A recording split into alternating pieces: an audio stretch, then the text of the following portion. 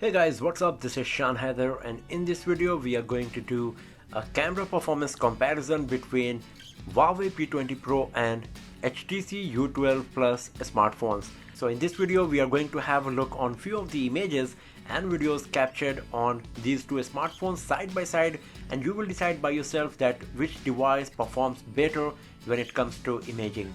All of these images are captured in auto mode without making any changes to the settings or selecting any particular mode. Also, the focus is always on the same object by using the touch focus feature on these two smartphones, make the competition fair. As you can see that Huawei P20 Pro comes with tri-camera setup and HTC U12 Plus comes with dual rear camera setup. P20 Pro got a dedicated 8 megapixel telephoto lens for zooming capability, so we will see that which device is going to perform better, especially when we are talking about the zoom and in various different situation and lighting conditions as well. So let's start it.